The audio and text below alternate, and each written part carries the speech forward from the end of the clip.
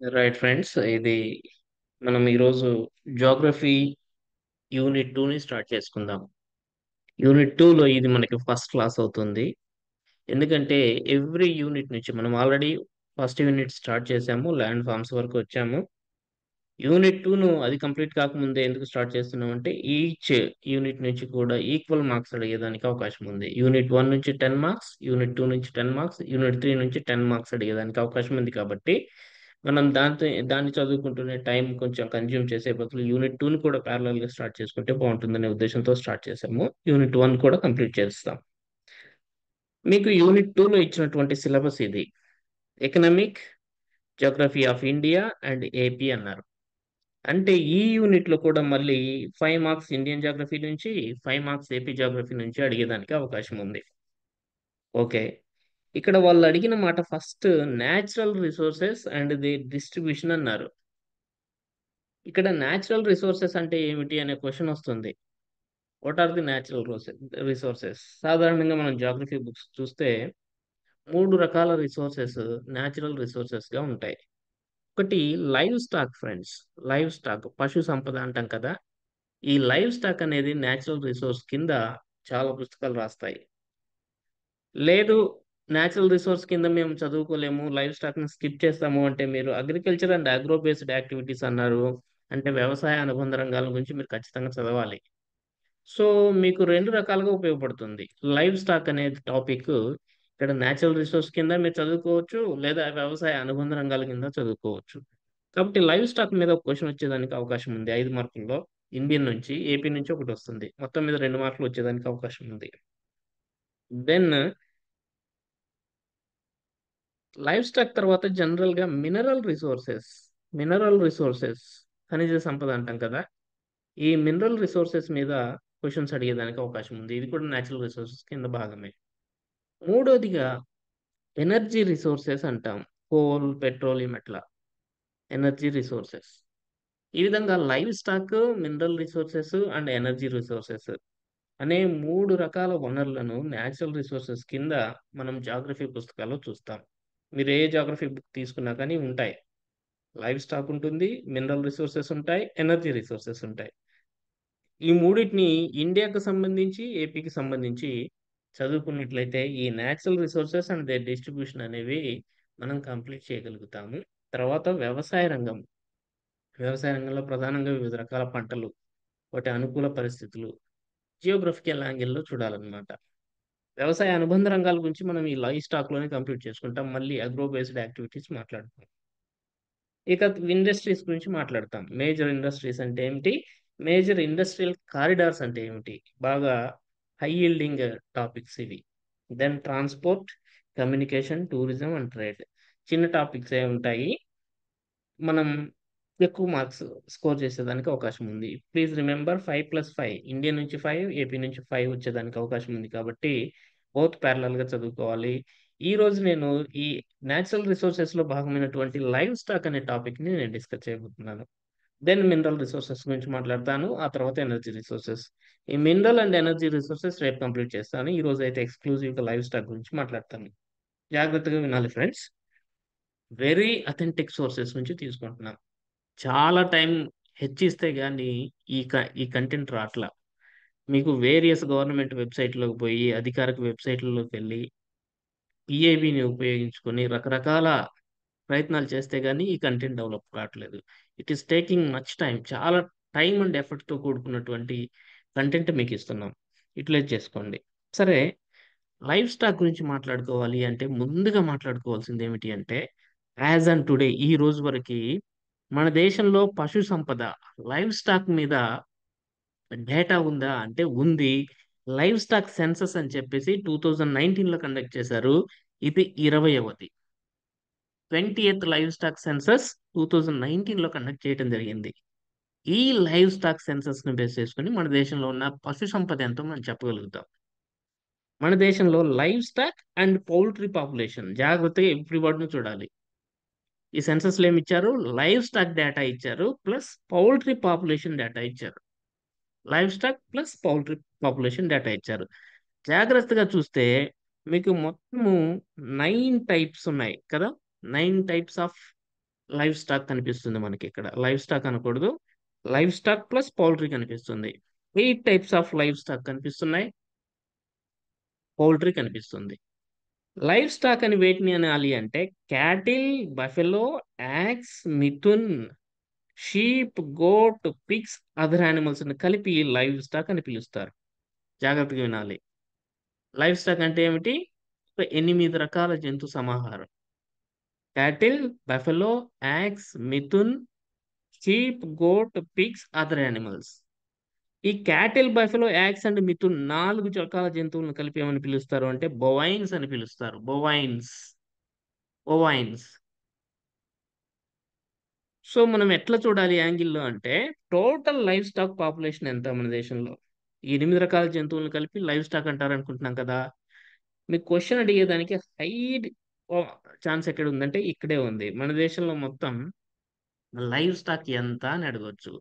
According to 20థ్ livestock census 2019 మన దేశంలో లైవ్ స్టాక్ ఎంత అని ఫస్ట్ క్వెషన్ మీకు రావచ్చు. 536.76 మిలియన్స్ ఉన్నాయండి మన దేశంలో మొత్తం లైవ్ స్టాక్. ఇంగ్లీష్ వర్డ్సే పెట్టుకోవాలి. లైవ్ స్టాక్ ఇంతున్నయి. లైవ్ స్టాక్ అంటే ఏంటి? ఇవన్నీ cattle, buffalo, yaks, mithun, sheeps, goats, pigs, other animals. Okay. First point తెలుసుకున్నారు. 536.76 మిలియన్స్ ఉన్నాయని. దీంట్లో హైయెస్ట్ ఉండేవేవి అంటే క్యాటిల్. క్యాటిల్ అంటే మీకు ప్రధానంగా ఆవులు మరియు ఎద్దులొస్తాయి. ఆవులు. కౌస్. ఎంత 193.46 ఔట్ ఆఫ్ 536.76 నుంచి 193.46 క్యాటిల్ ఉన్నాయి. ఆ తర్వాత సెకండ్ హైయెస్ట్ బఫెలో 109.85. ఆ తర్వాత బొవైన్స్‌లో 0.06. బొవైన్స్‌లో హైయెస్ట్ మిథున్. ఆ తర్వాత 0.06 యాక్స్. ఇది ఆర్డర్ అండి. ఇది గుర్తుపెట్టుకోవాలి దయచేసి మీరు. టోటల్ బొవైన్ పాపులేషన్ అడగొచ్చు మళ్ళీ. టోటల్ లైవ్ స్టాక్ పాపులేషన్‌లో టోటల్ బొవైన్ పాపులేషన్ ఎంత అని అడగొచ్చు. రెండో క్వెషన్ ఇది. 303.76 మిలియన్స్. ఓకేనా? అట్లా కాకుండా sheep population, goat population, pig population, other animal population. ఈ నాలుగిట్లో హైయెస్ట్ ఉండేవేమిటి? గోట్స్ అని గుర్తుపెట్టుకోండి. Please remember 148.88. ఖచ్చితంగా మీకు ఈ టేబుల్ నుంచి ఒక క్వెషన్ వచ్చేదానికి అవకాశం ఉంది ఫ్రెండ్స్. ఇక గ్రోత్ రేట్స్ పరంగా తీసుకుంటే నెగెటివ్ గ్రోత్ యాక్స్‌లో కనిపిస్తుంది. హైయెస్ట్ గ్రోత్ రేట్ మిథున్స్‌లో కనిపిస్తుంది. ఓకేనా? అదొకటి గుర్తుపెట్టుకోవాలి. మొత్తం మీద లైవ్ స్టాక్ పాపులేషన్ ఎంత? బొవైన్ పాపులేషన్ ఎంత? బొవైన్స్‌లో మళ్ళీ క్యాటిల్ పాపులేషన్ ఎంత? బఫెలో పాపులేషన్ ఎంత? అసెండింగ్ ఆర్డర్, డిసెండింగ్ ఆర్డర్ అడిగేదానికి అవకాశం ఉంది. ఇక పౌల్ట్రీని సెపరేట్‌గా చూయిస్తున్నారు సెన్సస్‌లో. పౌల్ట్రీ పాపులేషన్ ఎంత? సెన్సస్ ప్రకారం అంతే 851.81 మిలియన్స్. ఓకేనా? 851.81 millions. So total live stock plus poultry కలిస్తే మనకు సెన్సస్ డేటా అండి. మీరు ఇట్లా టేబుల్ అనలైజ్ చేయలేరని చెప్పి దాన్ని నేను అనలైజ్ చేస్తాను. మొత్తం మనం ఇప్పుడు చూసినట్టుగా టేబుల్‌లో లైవ్ స్టాక్ అంటే ఏమేమి వచ్చాయి చెప్పండి? ఒక 8 టైప్స్ ఆఫ్ యానిమల్స్ వచ్చాయి. Cattle, buffalo, yaks, mithun, sheeps, goats, pigs, other animals కలిస్తే 8 రకాల జంతువులు కలిస్తే లైవ్ స్టాక్ అయింది. వీటిలో క్యాటిల్, బఫెలో, యాక్స్, మిథున్‌లను ఏమని పిలుస్తున్నాము? బొవైన్ యానిమల్స్ అని పిలుస్తున్నాము. ఇవి కాకుండా పౌల్ట్రీని కూడా సెపరేట్‌గా లైవ్ స్టాక్ సెన్సస్‌లో లెక్కిస్తున్నారు. 20వ లైవ్ స్టాక్ సెన్సస్ 2019 ప్రకారం మొత్తం లైవ్ స్టాక్ సంఖ్య ఎంత? 536.76 మిలియన్స్. వీటిలో బొవైన్స్ సంఖ్య ఎంత? బొవైన్స్ సెపరేట్ కదా! 4 రకాల జంతువులు. 303.76 మిలియన్స్. రైట్. బొవైన్ పాపులేషన్‌లో మళ్ళీ వివిధ రకాల పశువుల సంఖ్య. అసెండింగ్ ఆర్డర్, డిసెండింగ్ ఆర్డర్ అడుగుతాడు. కాటిల్ హైయెస్ట్, బఫెలో తర్వాతుంది, మిథున్ తర్వాత, ఆ తర్వాత yaks last. Please remember this order. Bovines కాకుండా మిగిలిన లైవ్ స్టాక్ కూడా ఉంది కదా! Sheeps, goats, pigs and other animals ఉన్నాయి. Goat first place, sheeps second place, third place pigs, other animals last. Okay. Table analysis అయిపోయింది. ఇప్పుడు మీరు గుర్తుపెట్టుకోండి లైవ్ స్టాక్ సంఖ్య పరంగా మనం ఇప్పుడు ఎంతైతే అనుకున్నామో ఈ 536.76 మిలియన్స్ అన్నాం కదా! అది ప్రపంచంలో ఏ దేశంలో కూడా లేదు. మన దేశంలోనే ఉంది. 536.76 మిలియన్ లైవ్ స్టాక్ ఉన్న దేశం మనది. ప్రపంచ దేశాల్లో మన దేశ స్థానం లైవ్ స్టాక్ పరంగా #1 ప్లేస్. పోనీ బొవైన్స్ లో క్యాటిల్ అని బఫెలోని పట్టుకుందాం. వాటి సంఖ్య పరంగా చూసినా గానీ భారతదేశ స్థానం ఫస్ట్ ప్లేస్. ఇంకా స్పెసిఫిక్ చెప్పాలి అంటే ప్రపంచంలో 57% ఆఫ్ బఫలోస్ మన ఇండియాలోనే ఉన్నాయి. మరి ఆటోమేటిక్ గా ప్రొడక్టివిటీ ఎట్లా ఉందనే డౌట్ రావాలి. ప్రొడక్టివిటీ మన మన బఫలోస్ మహా అంటే 1 లీటర్ 2 లీటర్లు పర్ డే ఇస్తాయి. కానీ వెస్ట్రన్ కంట్రీస్ లో 30 litres are 40 litres per day ఇస్తాయి. అందుకే మన కౌస్ ని టీ కప్ కౌ అని పిలుస్తారు. టీ కప్ కౌ అంటే టీ కప్ లోకి మాత్రమే పాలనిచ్చేటటువంటి బఫెలోస్ లాగా ఆర్ కౌస్ లాగా అన్నమాట. టీ కప్ కౌస్ అని పిలుస్తారు మన ఇండియన్ కౌస్ ని. సరే ఎనీహౌ 57% ఆఫ్ బఫెలోస్ మన కంట్రీలోనే ఉన్నాయి. ఇక ఓకే. ప్రపంచంలో మన దేశ స్థానం చూసాము. మన దేశంలో ఆయా రాష్ట్రాల స్థానాలేంటి అని అడగొచ్చు. లైవ్ స్టాక్ అత్యధికంగా గల రాష్ట్రం ఏది అంటే బాగా గుర్తుపెట్టుకోండి ఫ్రెండ్స్. ఉత్తరప్రదేశ్. మీకు లాస్ట్‌లో టేబుల్ ఇచ్చానండి. మీకు చూపిస్తాను ఇప్పుడే. లాస్ట్‌లో ఈ టేబుల్ ఇచ్చాను. ఇదిగోండి ఇక్కడ టేబుల్ ఇచ్చాను. ఇది అఫీషియల్ వెబ్‌సైట్ నుంచి తీసుకొని total number of live stock అని చెప్పేసి అండ్ పౌల్ట్రీ డేటా ఇచ్చేసాను. In terms of each one cattle, buffalo, sheep, goat ఆయా రాష్ట్రాలకు ఇచ్చేసాను. మీకు ఓపిక ఉంటే ఈ టేబుల్‌ని ఒకసారి అనలైజ్ చేసుకోండి. నంబర్ 1 ఏంటి, లీస్ట్ ఏంటి అనేది ఒకసారి చూసుకోండి. ఓకేనా? దీంతో మీకు లైవ్ స్టాక్ మీద ఖచ్చితంగా మీకు ఒక కమాండ్ వస్తుంది ఈ క్లాస్‌తో. Okay. First place Uttar Pradesh. Livestock పరంగా number 1 place Uttar Pradesh, second place Rajasthan, third place Madhya Pradesh, fourth place West Bengal. ఇక పౌల్ట్రీ సంఖ్య ఇంతకు ముందే నేను చెప్పాను. 851.8 మిలియన్స్. దీనికి ఫస్ట్ ప్లేస్, సెకండ్ ప్లేస్ అవసరం లేదు. లైవ్ స్టాక్ పరంగా మన దేశంలో ఫస్ట్ ప్లేస్ ఉత్తరప్రదేశ్ అని గుర్తుపెట్టుకోండి. ఇక what is the importance of this live stock? ఈ లైవ్ స్టాక్ వల్ల మనకు ఒరిగేదేమిటి? ఇంత నంబర్ ఉండటం వల్ల అంటే యెస్, లాట్ ఆఫ్ బెనిఫిట్స్ ఉన్నాయి. పిఐబి నుంచి తీసుకున్నాను. The best content, the latest content. మీరెక్కడ కూడా చూడాల్సిన పని లేదు. 2020, 21 నాటి డేటానే ఇప్పటికి అథెంటిక్ డేటా. ఓకేనా? 2020, 21 నాటికి వ్యవసాయము, అనుబంధ రంగాల జీడిపి తీసుకుందాం. ఏ జీడిపి? వ్యవసాయ రంగ జీడిపి, అనుబంధ రంగాల జీడిపి తీసుకుందాం. ఆ వ్యవసాయ అనుబంధ రంగాల జీడిపిలో లైవ్ స్టాక్ సెక్టార్ యొక్క వాటా ఎంత అంటే 30.87%. వ్యవసాయ అనుబంధ రంగాల నుంచి ₹100 వస్తుంది అనుకుంటే ₹30.87 లైవ్ స్టాక్ సెక్టార్ నుంచి వస్తుంది. That is the importance of live stock sector.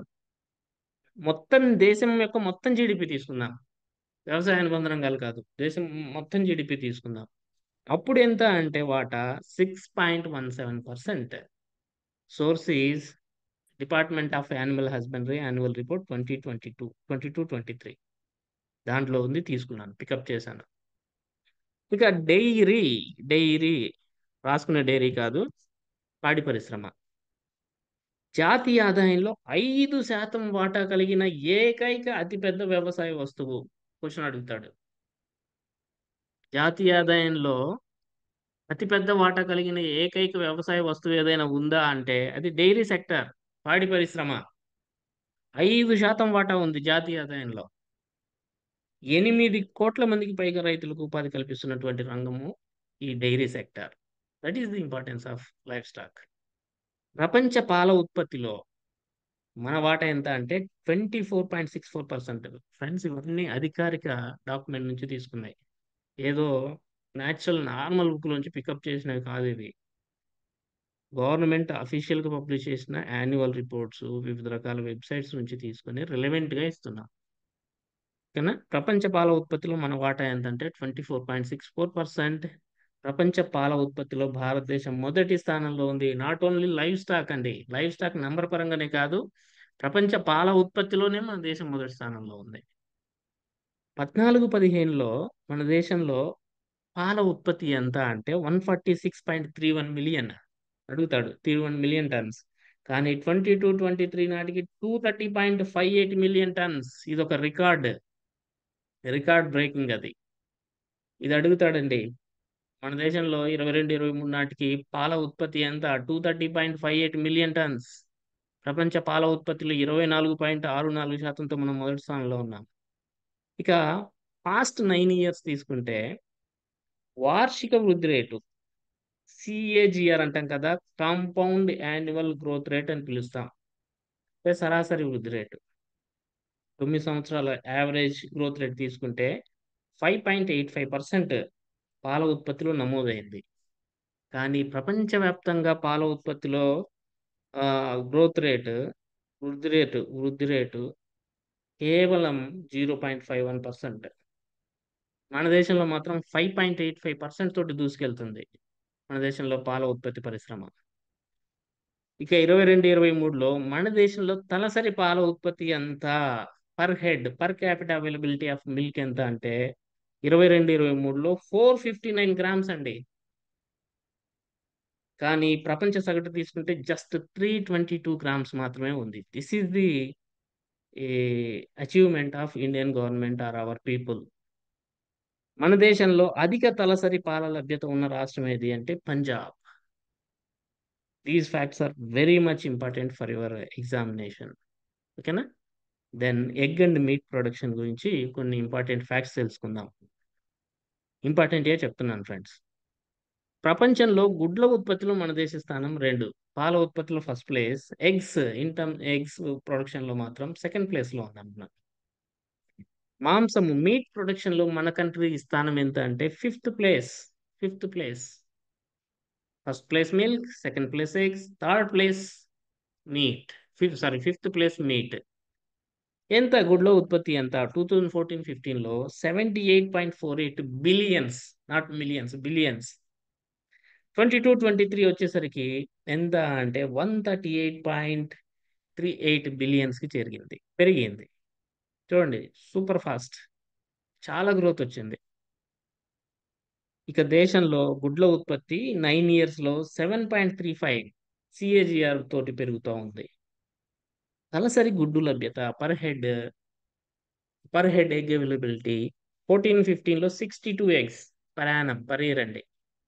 22, 23కి వచ్చేసరికి సంవత్సరానికి 101 ఎగ్స్ అవైలబిలిటీ ఉందంట మన దేశంలో. ఇక మీట్ ప్రొడక్షన్ చూస్తే 14, 15లో 6.69 మిలియన్ టన్స్ ఉంటే 22, 23 వచ్చేసరికి 9.77 మిలియన్ టన్స్‌కి పెరిగింది.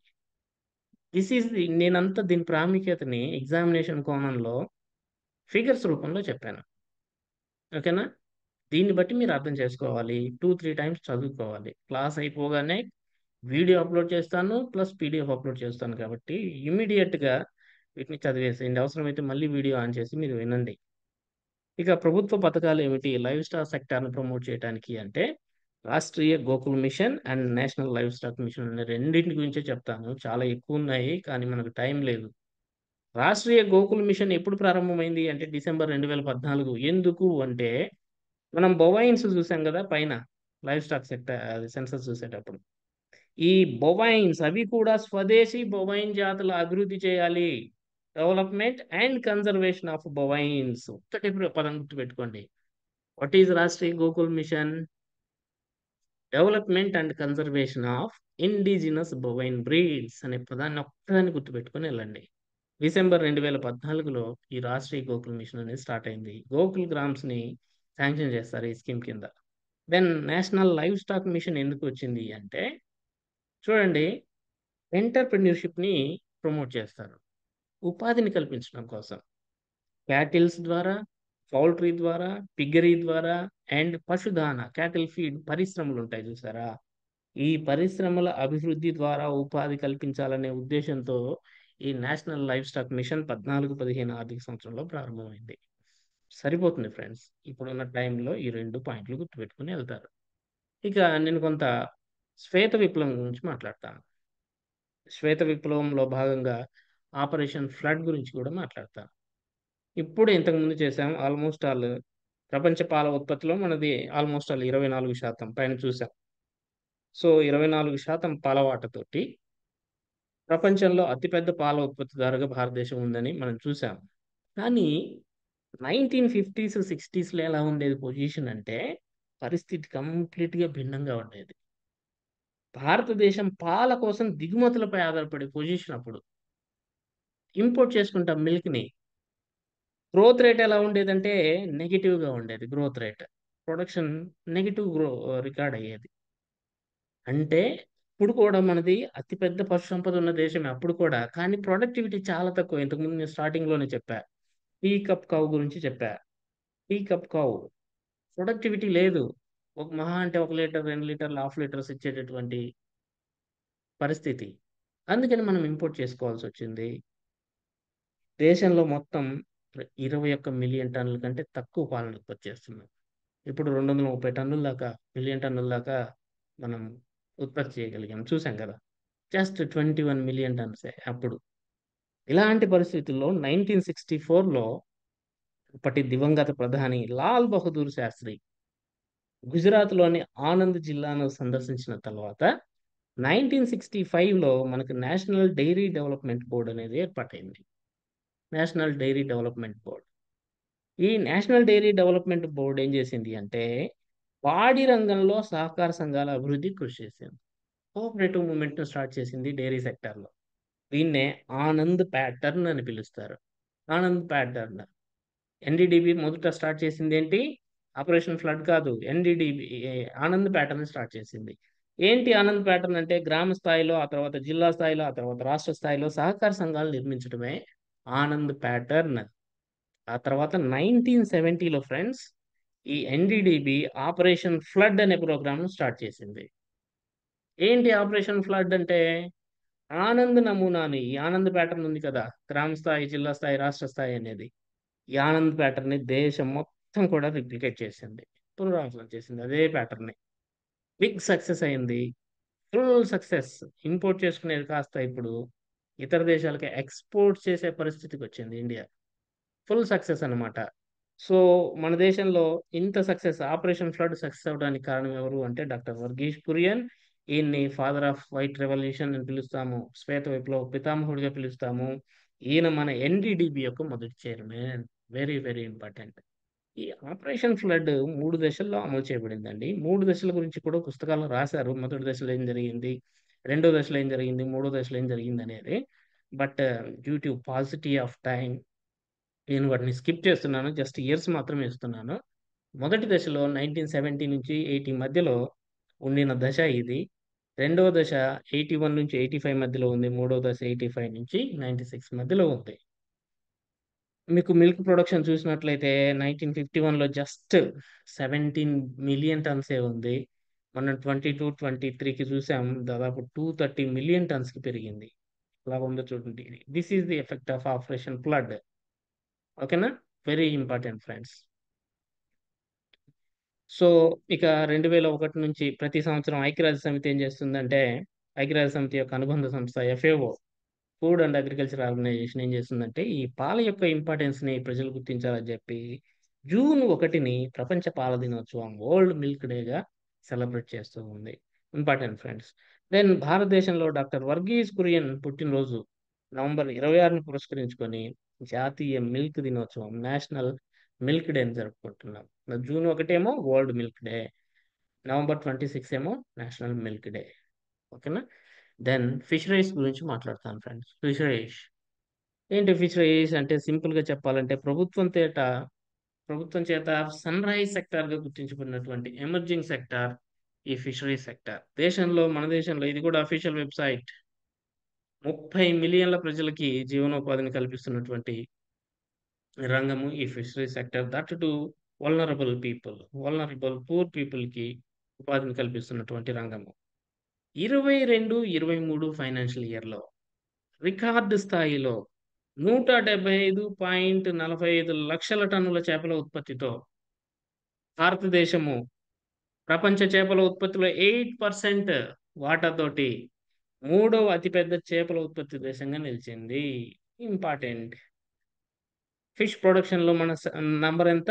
మూడవ అతిపెద్ద దేశము. అంతే కాకుండా భారత్ చేపలు మరియు ఫిష్ అండ్ ఫిష్ ప్రొడక్ట్స్‌లో నాలుగవ అతిపెద్ద ఎగుమతిదారు.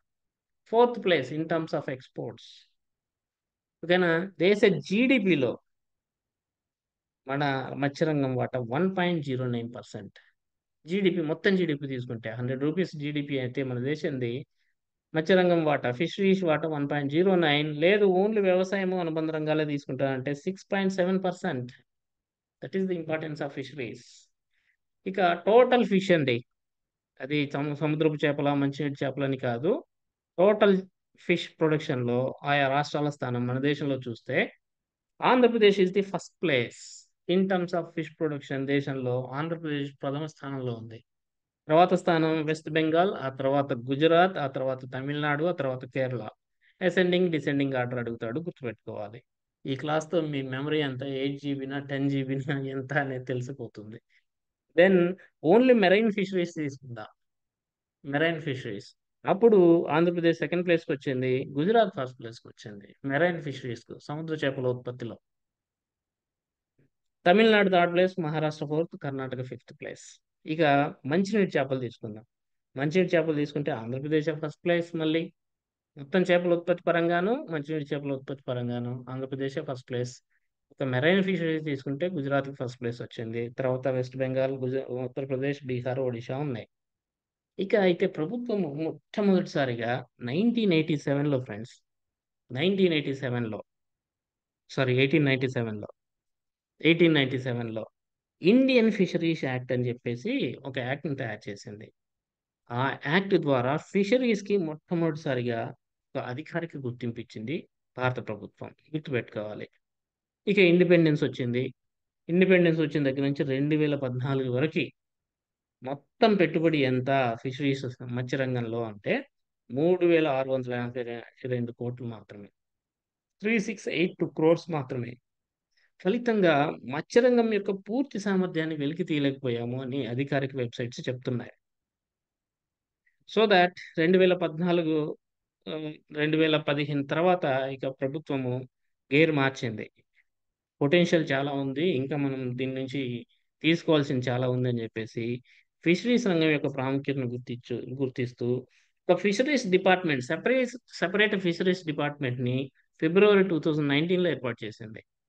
ఓకేనా? ఇదిగో చూడండి 1947 నుంచి 2014 వరకు ఎంత మొత్తం పెట్టుబడి 3682 క్రోర్సే. కొంచెం 15-19 మధ్యలో ఒక 10,000 కోట్లు పెరిగాయి. చూడండి డబుల్ అయింది. ఇక 2025 నాటికి ఈ రంగంలో పెట్టనున్న పెట్టుబడులు ఎంతంటే 20,050 కోట్లు పెట్టుబడి పెట్టబోతున్నారు. ఇది ఇంపార్టెంట్ అండి. ఈ ఇన్వెస్ట్‌మెంట్ ప్యాటర్న్ కూడా ఇంపార్టెంట్. అంతేకాకుండా జూన్ 2019లో ఏకంగా ఒక సెపరేట్ స్వతంత్ర మంత్రిత్వ శాఖనే మత్స్య రంగానికి, పశుసంవర్ధక రంగానికి, పాడి పరిశ్రమలకు ఏర్పాటు చేయడం జరిగింది. అంతేకాకుండా ప్రభుత్వం ఇటీవల మొట్టమొదటిసారిగా ఈ ఫిషింగ్ షిప్స్ ఉంటాయి కదా! వాటికి బీమాను ప్రవేశపెట్టింది ప్రభుత్వం. అంతేకాకుండా కిసాన్ క్రెడిట్ కార్డ్ సౌకర్యాన్ని కూడా మత్స్యకారులకు ప్రవేశపెట్టింది ప్రభుత్వం. అంతేకాకుండా blue revolution scheme, fisheries and aquaculture infrastructure development fund FIDF అంటాం. Fisheries and aquaculture infrastructure development fund and Pradhan Mantri Matsya Sampada Yojana వంటి వివిధ పథకాలు, కార్యక్రమాలు కూడా 2015, 16 కాలంలో ప్రవేశపెట్టారు. మొత్తం మీద 2025 నాటికి 30,572 కోట్లు మన భారత ప్రభుత్వం ఖర్చు చేయబోతుంది అనేది పిఏబిలో ఉంది. సో 21, 22 ఆర్థిక సంవత్సరంలో చేపల ఉత్పత్తి 16 మిలియన్ టన్నులు. ఓకేనా? గరిష్ట స్థాయిలో. కానీ మనం 21, 22 డేటా కూడా చెప్పుకున్నాం కదా ఇంతకు ముందే. 22, 23 టన్నులు 175.45 లాక్ టన్స్. ఓకేనా? 175 ఇక్కడ 161 ఉంది. ఓకేనా? గుర్తుపెట్టుకోవాలి. ఇక ప్రధాన మంత్రి మత్స్య సంపద యోజన గురించి మాట్లాడదాం. ప్రధాన మంత్రి మత్స్య సంపద యోజన ఏంటి ఇది అంటే మత్స్య రంగంలో మౌలిక సదుపాయాలు కావాలి. బోట్స్ దగ్గర నుంచి ఫిషింగ్ హార్బర్స్ వరకు, నెట్స్ వరకు వివిధ రకాల అవసరాలుంటాయి. ఈ ఫిషింగ్ సెక్టార్‌లో. ఈ మౌలిక సదుపాయాల కల్పన ద్వారా ఈ రంగం యొక్క సమగ్రాభివృద్ధి మరియు సుస్థిరాభివృద్ధికి కృషి చేయటం కోసం 5 జూలై 2019న తన ఆర్థిక ప్రసంగంలో నిర్మలా సీతారామన్ గారు ఈ స్కీమ్‌ని అనౌన్స్ చేయటం జరిగింది. స్కీమ్‌ని అనౌన్స్ చేసిందేమో బడ్జెట్ ప్రసంగంలో 19, 20 బడ్జెట్‌ని సమర్పించేటప్పుడు. ఎప్పుడు స్టార్ట్ అయింది ఈ ప్రధాన మంత్రి మత్స్య సంపద యోజన అంటే 10 సెప్టెంబర్ 2020 స్టార్ట్ కావడం జరిగింది. మొత్తం ఎంత పెట్టుబడి పెట్టబోతున్నారు ఈ స్కీమ్ ద్వారా అంటే 20,500 కోట్లండి. టూ కాంపోనెంట్స్ ఉంటాయి. ఒకటేమో central sun sponsored scheme component అంటాము, రెండోది సెంట్రల్ సెక్టార్ స్కీమ్ అంటాం. రెండు ఉంటాయి. ఇది సెంట్రల్లీ స్పాన్సర్డ్ స్కీమా లేకపోతే సెంట్రల్ సెక్టార్ స్కీమ్ అంటే లేదు, టూ కాంపోనెంట్స్ ఉంటాయి. That is the beauty of this scheme. Central sector scheme component ఉంటుంది, సెంట్రల్లీ స్పాన్సర్డ్ స్కీమ్ కాంపోనెంట్ ఉంటుంది. మొత్తం 5 సంవత్సరాల్లో 20-25 మధ్య కాలంలో ఇది ఖర్చు చేయనున్నారు. ఈ రంగం యొక్క సమగ్ర అభివృద్ధికి తీసుకొచ్చినటువంటి స్కీమ్ ఇది.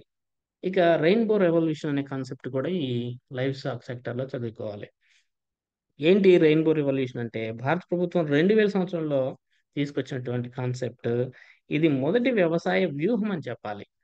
ఫస్ట్ అగ్రికల్చర్ స్ట్రాటజీ అని చెప్పాలి. ఎట్లా అంటే హరిత విప్లవం వ్యవసాయ రంగం ఉద్దేశానికి, నీలి విప్లవం, శ్వేత విప్లవం ఉన్నాయి కదా, ఈ మూడు విప్లవాలను ఇంటిగ్రేట్ చేస్తూ ఏకీకృతం చేస్తూ తీసుకొచ్చిన వ్యూహమే ఈ రెయిన్బో రెవల్యూషన్ అనేది. మూడింటిని క్లబ్ చేసుకొని ఉత్తమ ఫలితాలు సాధించాలనేది కదా.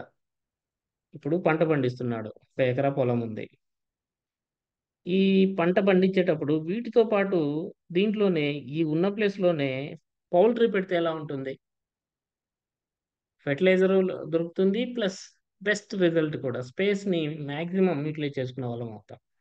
అట్లా ఏకీకృతం చేసే ప్రయత్నం ఈ రెయిన్బో రెవల్యూషన్లో మనకు కనపడుతుంది. ప్లస్ వ్యవసాయ పర్యావరణ స్థిరత్వం కూడా కాపాడబడుతుంది అనే ఉద్దేశంతో తీసుకొచ్చింది రెయిన్బో రెవల్యూషన్. సో ఎరువులు మరియు రసాయన వాడకాల ప్రభావాన్ని తగ్గించి సేంద్రియ వ్యవసాయాన్ని ప్రోత్సహించడం కూడా ఈ రెయిన్బో రెవల్యూషన్లో భాగమే అని గుర్తుపెట్టుకోండి. So rainbow revolution relates to what అంటే మీరు green revolution, blue revolution and white revolution, ఈ మూడింటికి సంబంధించిందని పిక్ చేయాల్సి ఉంటుంది ఆన్సర్. ఓకేనా. ఇక ఇంటిగ్రేటెడ్ ఫార్మింగ్ అనే ఒక చిన్న కాన్సెప్ట్ ఉంది ఫ్రెండ్స్. ఈ ఇంటిగ్రేటెడ్ ఫార్మింగ్ అంటే ఏమిటి అంటే పశు పోషణను పంటల ఉత్పత్తి పద్ధతిలో అనుసంధానించే ప్రయత్నం.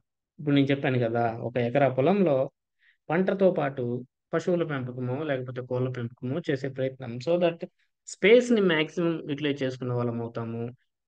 కొంత ఖర్చు మిగులుతుంది. పర్యావరణ అనుకూల పద్ధతిలో వ్యవసాయం చేసేదానికి ఛాన్స్ ఉంటుంది. అందుకే ఇది ఒక సుస్థిర వ్యవసాయ పద్ధతి అని కూడా చెప్తున్నా. ఈ విధంగా మీకు live stock with relates to India అయితే కంప్లీట్ అయిపోయిందండి. ఇక ఏపీకి సంబంధించి నేను ఏపీ ఎకనామిక్ సర్వేకి సంబంధించిన పీడిఎఫ్ ప్లస్ క్లాసు చేశాను. దాన్ని అన్లాక్ చేస్తాను యాప్లో ఇప్పుడు మీకోసం. అన్లాక్ చేసిన దాన్ని మీరు యూటిలైజ్ చేసుకోండి. ఓకేనా. వ్యవసాయ అనుబంధ రంగాలకు సంబంధించి నేను ఒక వీడియో చేశాను, యాప్లో ఉంది. దాన్ని నేను అన్లాక్ చేస్తాను, పీడిఎఫ్ అన్లాక్ చేస్తాను, ప్లస్ వీడియో అన్లాక్ చేస్తాను. మీరు అది చూడండి. అది చూడండి, మీకు సఫైజ్ అది కరెక్ట్గా సరిపోతుంది. ఓకేనా. సో దట్ మనం లైవ్ స్టాక్ అనే టాపిక్ మనం కంప్లీట్ చేసుకున్న వాళ్ళం ఈ రోజే. మీకు అది అన్లాక్ చేస్తాను. ఏపీకి సంబంధించింది కూడా చదువుకోండి ఫ్రెండ్స్. ఏపీ ప్లస్ ఇండియా కలిస్తే ఈ యూనిట్ అండి. ఇప్పుడు ఇండియా చదువుకొని వెళ్ళిపోతాను నాకు ఎక్సలెంట్ మార్క్స్ వస్తాయంటే లాస్ అవుతారు. ఈక్వల్ వెయిటేజ్లో క్వశ్చన్స్ అడిగేదానికి అవకాశం ఉంది అనుకుందాం. అట్లా అనుకొని ప్రిపేర్ అవుదాం. లేదు ఇండియానే ఎక్కువ అడిగితే ఓకే, మనం బాగా చదువుకుంటే ఇబ్బంది ఏం లేదు కదా. ఇట్లా కీడించి మేలించడం బెస్ట్ మెథడ్ అని నా ఉద్దేశం. This is from my side. ఏమైనా చెప్పాలనుకుంటే చెప్పొచ్చు.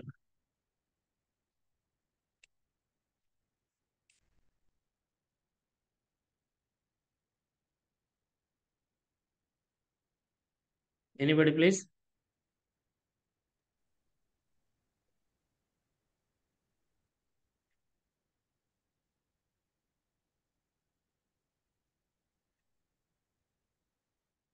Okay, right, friends. I'm closing Thank now. you. Thank you so much.